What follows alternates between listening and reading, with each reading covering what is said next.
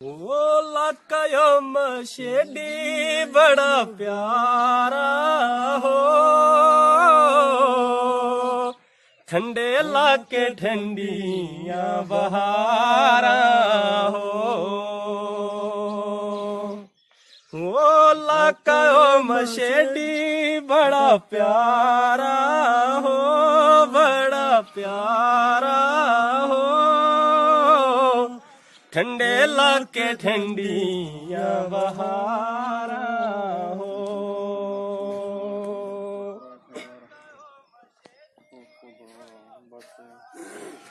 वो एक पास चोचरूरी धारा हो,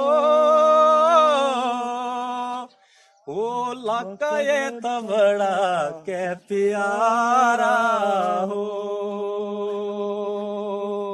सली सली चोचरूरी धारा हो, धारा हो, लाका वो मशेडी बड़ा प्यारा हो। वो छोड़ते मशेडी कतू दूरा हो, दूरा हो, एक बारी जाना हो जरूरा हो। ये सारे आस्ते है, एक बारी जरूर चोड़ मशेडी बदन होता कोशिश करे आने दी। छोड़ते मशेडी कतू दूरा हो, दूरा हो, एक बारी जाना जरूरा हो।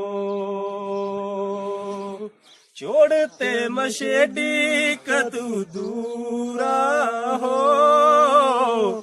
दूरा हो, एक बारी जाना जरूरा हो।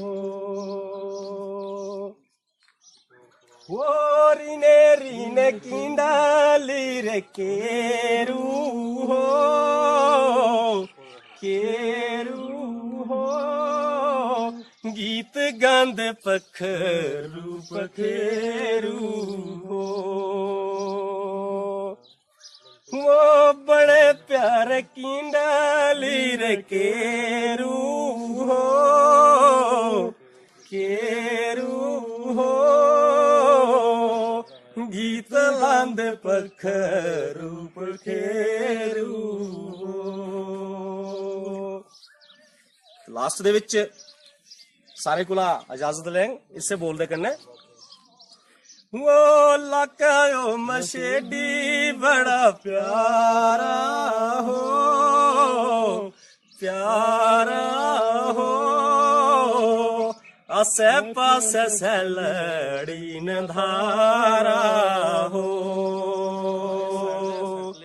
लाका मशेडी बड़ा प्यारा हो, प्यारा हो, आसे पासे सैलड़ी न धारा हो, आसे पासे सैलड़ी न धारा हो। हेर ने जो सुंदर नजारा हो, हेर ने जो सुंदर नजारा हो, हेर ने जो सुंदर नजारा हो। बहुत बहुत शुक्रिया, मता मता धन्नवाद सारे दा।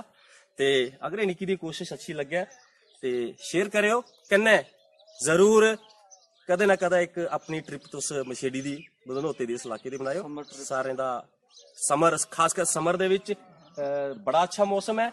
ओहदे बाद इत्थे तुस स्नोफॉल दिक्खने आस्तै भी आई सकदे हो, विंटर च भी आई सकदे हो। सुभाष ब्रह्मणु की दियो इजाजत मशेडी दे इस डाक बंगले कोला। भी मिल गए दोबारा परतियै। सारे दा बहुत बहुत शुक्रिया, परतियै मशेडी दा शुक्रिया, पूरे इलाके दा शुक्रिया, सदेश होंदा शुक्रिया, धन्नवाद। जय हिंद, जय डुग्गर।